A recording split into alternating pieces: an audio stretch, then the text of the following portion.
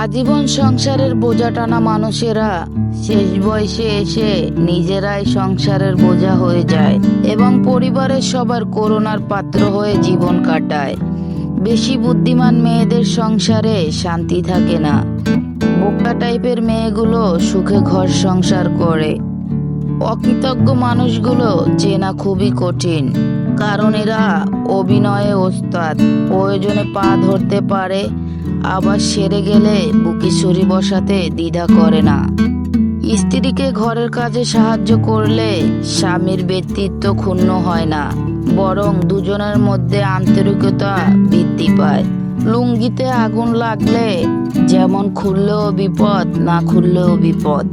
সমাজে কিছু মানুষ আছে যাদের সাথে সম্পর্ক রাখলেও বিপদ, না রাখলেও বিপদ।